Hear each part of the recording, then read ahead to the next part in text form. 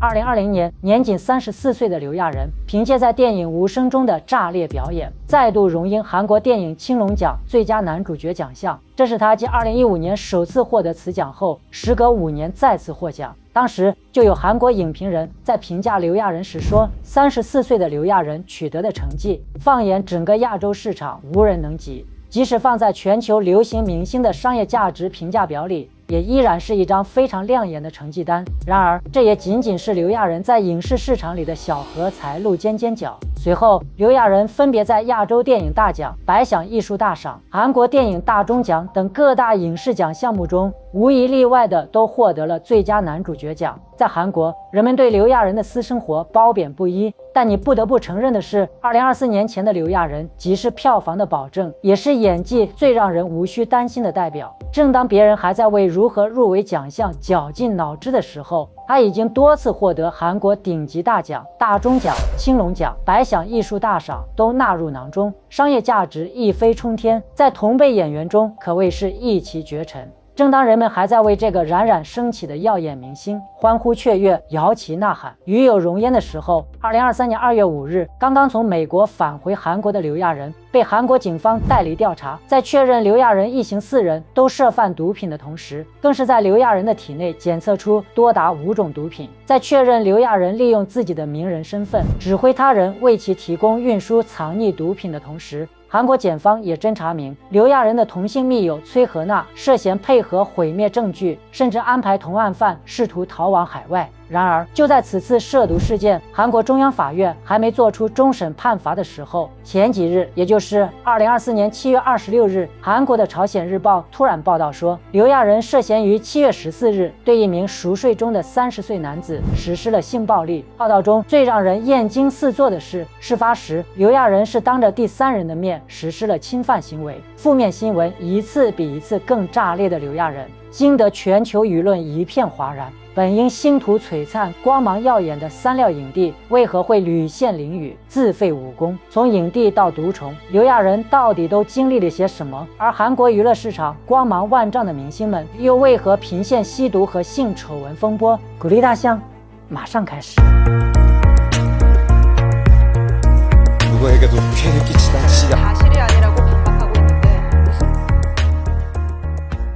大家好，欢迎收看《万象奇谈》。我是大象。纵观刘亚仁近38年的戏如人生，你会发现2020年似乎是他璀璨人生与堕入地狱的命运交叉点。2020年，刘亚仁凭借在电影《无声》中的炸裂演技，再次获得青龙奖最佳男主角奖后，刘亚仁就好像突然被某种不知名的生物附了身一样，完全脱离了本就水到渠成的璀璨星途，开始变得面目全非。直到去年被爆出，自2020年到2022年3月间，总共违法施打181次牛奶针。2021年5月至2022年8月期间，以他人名义非法购买安眠药，同时爆出吸大麻、古柯碱、K 他命等超过8种毒品，被检察机关求处4年有期徒刑，罚款200万韩元。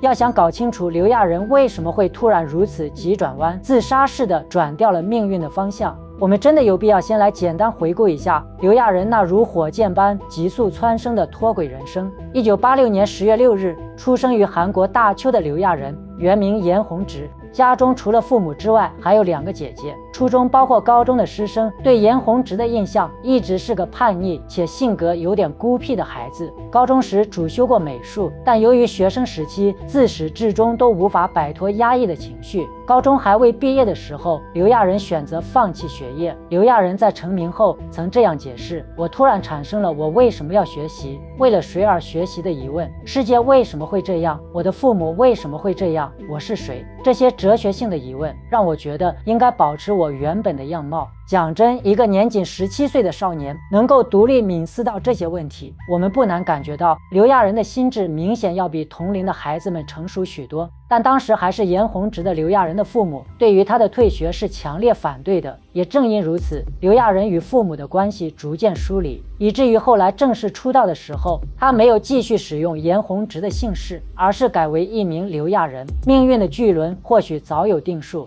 就在刘亚仁对人生充满质疑和困惑的时候，2003年，已经动了退学心思的刘亚仁，在高中的校门口被星探发现，并于同年在父母的强烈反对声中，毅然决然地独身一人前往首尔。根据刘亚仁接受媒体采访时的说法，初到首尔的刘亚仁最开始的时候是以歌手练习生的身份签约公司的，但训练很久之后，公司的高层说他唱歌没有半点天分，而且训练效果极为不好，建议他不如另辟赛道。刘亚仁根据公司的要求，开始出现在各大片场跑起龙套。也就是这么一个看似探寻之路的尝试，在接下来的几年里，刘亚仁像是插了翅膀的雄鹰，开始在竞争异常变态的韩国影视圈傲视群雄。2004年，年仅18岁的刘亚仁凭借青春成长剧《玉林的成长日记》正式出道。毫无表演经验的刘亚仁虽然谈不上什么表演技术，但刘亚仁在本色出演这部剧之后，那个叫做表演的欲望，在这个小小的梦想年纪里，种下了一颗即将萌发着巨大能量的三料影帝的种子。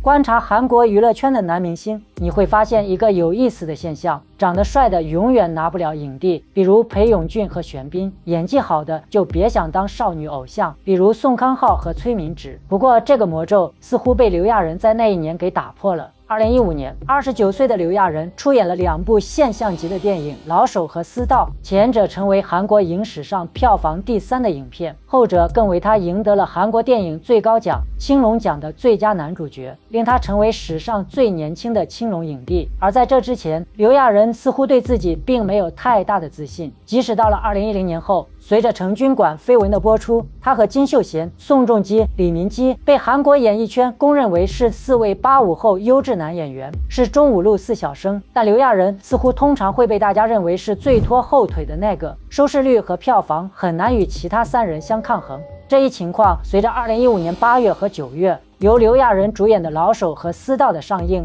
被强势击碎。那段时间，中五路上的海报被刘亚仁铺陈灌爆。这里有必要和大家报告一下，上面所提的中五路是韩国首尔市中心的一条商业街，从上世纪60年代开始就聚集了首尔一大半的影院和电影公司，是韩国本土电影的重要基地。这条街上谁的海报最多，谁的人形立牌最大，就代表谁是当下最红的韩国明星。根据10年韩媒的报道，在某位韩国知名演员拒绝了《老手》中的这个角色后，导演柳承管将剧本交到了刘亚仁手里，原因就是电影里的角色太过变态。因为担心他不敢挑战反派，还再三解释为什么这个富二代这么坏。没想到这根本不是刘亚仁所顾虑的，他甚至没和经纪人商量就私自接演。最终他完美的塑造了一个劣迹斑斑、信奉弱肉强食、丧心病狂的赵泰悟。这边老手还在持续高烧，私道就跟着上映。该片是李俊毅导演继《王的男人》后，时隔10年再次执导古装片，将代表韩国角逐当年的奥斯卡最佳外语片大奖，也是刘亚仁第一次挑战正统史剧。和他同台的是韩国国民级演员宋康昊。据韩国媒体报道，该片最早选中金秀贤出演，但其经纪公司基于各种考虑婉拒了这个项目。只是那个时候任谁都不曾想到，这竟然给了刘亚仁再一次证明自己的机会。刘亚仁在拍摄一场头部撞地的戏份时，因过于投入而直接撞到了地面，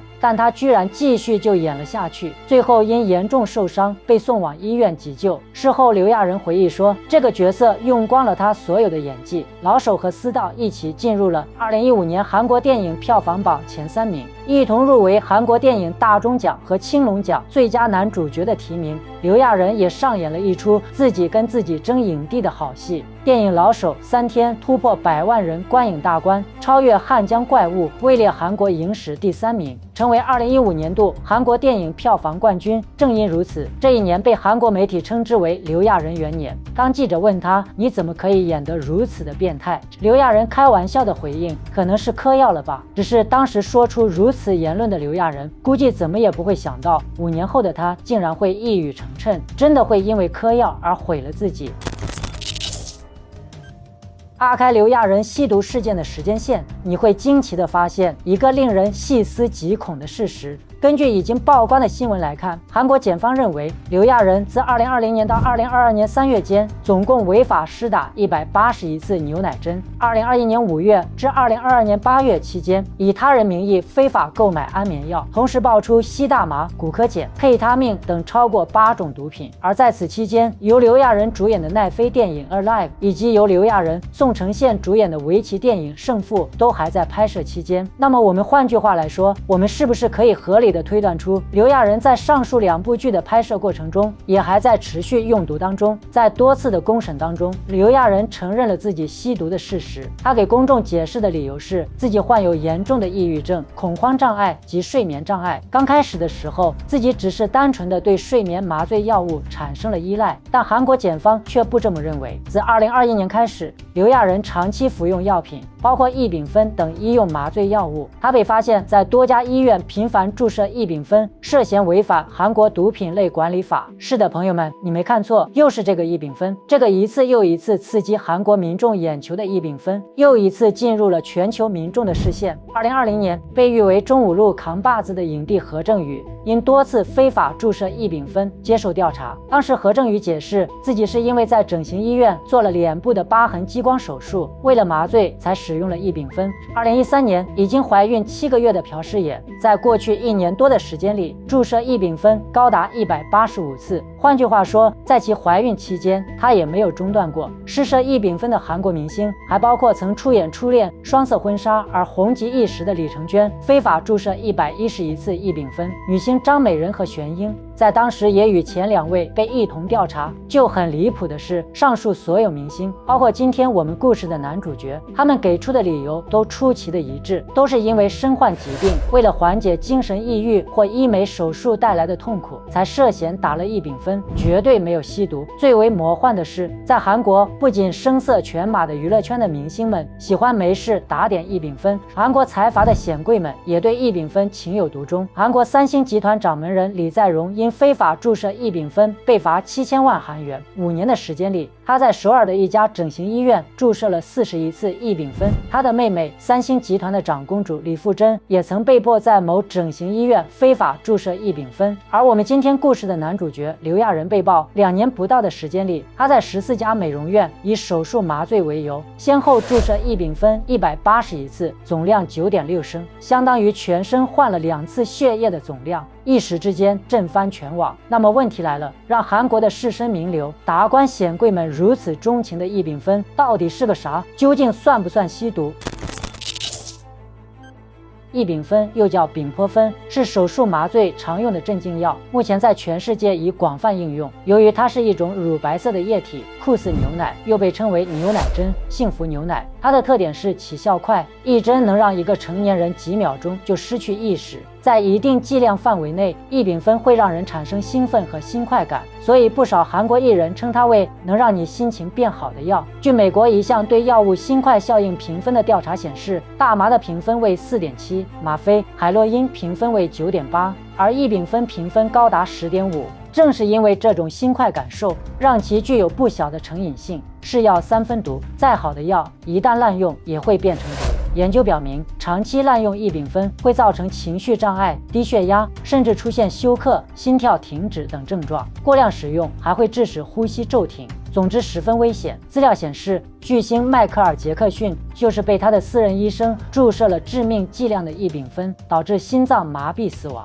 作为整形业较为发达的韩国，对这类药物的管制非常严格。早在2011年，韩国食药厅将异丙酚定性为毒品，只允许合法医疗机构在进行手术时使用。其他原因注射都属于违法行为。根据韩国毒品类管理法规定，滥用者将面临5年以下监禁或5000万韩元以下罚款。尽管法律明令禁止，但是仍没有阻挡韩国人滥用异丙酚的脚步。据韩国食品医药品安全处的统计，一年有超过16万人平均每天注射2次异丙酚，更有甚者一天注射5次。韩国女团 Brown Eyed Girls 成员孙佳仁也曾因滥用异丙酚而被调查。孙佳仁解释称，疼痛和抑郁失眠，不得已才使用了异丙酚。他甚至在法庭上为自己辩解，大众只要求艺人漂亮，却忽视了艺人为此付出的艰辛。他的粉丝们甚至替偶像鸣冤，用药品缓解痛苦，何错之有？可见韩国民众对待此类事件的态度是矛盾而又暧昧的，有人深恶痛绝，有人则理解共情，一边痛骂一边滥用。2023年9月21日，当地时间早上9点，刘亚仁现身首尔中央地院。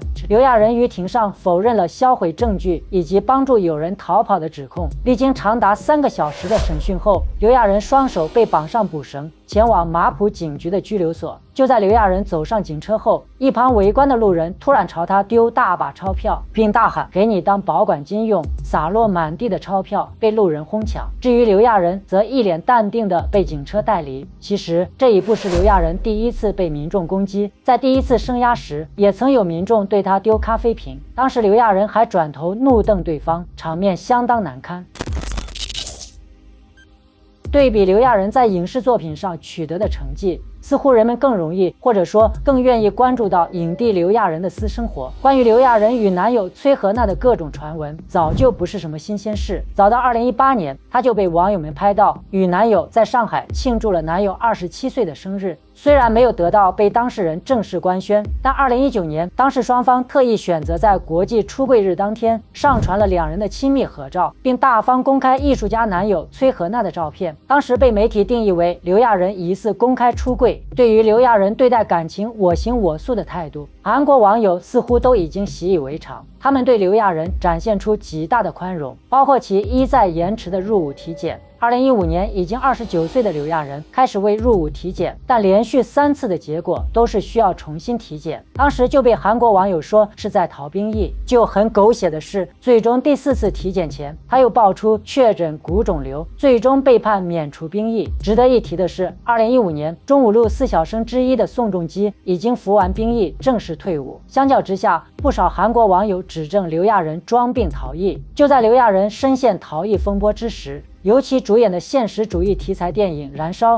入围戛纳电影节，韩国的舆论风向立马调转，关于刘亚仁为国争光的讨论开始出现在各大媒体，逃逸风波径自被掩盖了过去。当时媒体的评论说，刘亚仁的运气已经好到爆炸，老天是站在他那一边的。站在刘亚仁这边的不止老天，更有那些对他无限溺爱的韩国网友。因为他在演艺圈的优异成绩，即使是在吸毒事件被曝光以后，还是有很多的铁杆粉丝支持他、鼓励他、爱护他，甚至有人扬言，不管他坐多久的牢，都会等他出来继续为他而好好活着。不得不说，刘亚仁凭借着一己之才华，掩盖了他所有的不堪。直到上个月的26日，韩国的朝鲜日报突然踢爆刘亚仁涉嫌强奸一位30岁的男子，且报案的受害人明确表示，刘某将其重要部位放到了我的身体里。就很离谱的是，截至目前，刘亚仁依然深陷在去年的涉毒事件里，也就是说，韩国中央法院至今还没有做出终审判罚。刘亚仁则又被爆出了让人三观尽毁的性暴力事件。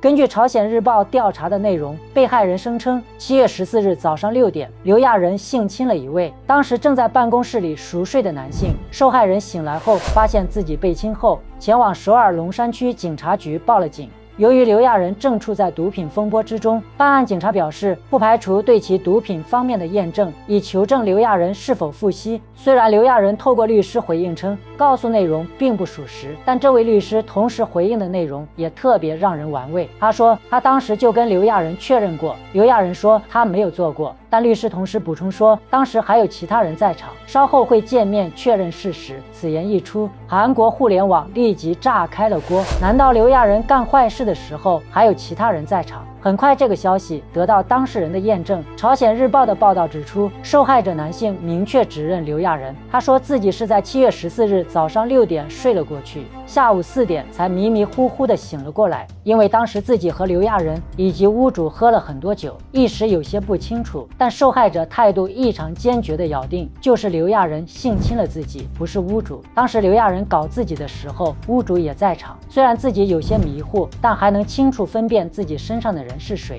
根据事后媒体调查的结果显示，受害人似乎并不是娱乐圈的艺人。事发前，他与刘亚仁以及屋主只是认识，但彼此并不熟悉。当时他们一行3人在附近一处酒吧喝酒后，感觉还没喝高兴，为了续摊，就移至其中一人的家中继续喝酒。韩国警方确认，受害者在15日提交诉状时没有填写加害者的姓名，只在被告栏中写了手机。经确认该号码正是刘亚仁的，警方已对受害者进行毒品检测，结果显示阴性。2024年7月25日，首尔龙山警察署对外公示，演员刘亚仁因涉嫌在龙山区某公寓内性侵一名正在睡觉的男性30岁而被立案调查。根据韩国现行法律，刘亚仁性侵事件一旦成立，同性性侵等同于强奸罪。那么，在韩国对强奸罪的判罚标准主要依据刑法第236条的规定。具体而言，以暴力、胁迫或其他手段强奸他人的行为，将被处以3年以上10年以下有期徒刑。节目最后，我们还有一个问题没有解决：为什么这么多的韩国艺人在明知毒品不可逆的情况下，还是冒着生命和声名尽毁的风险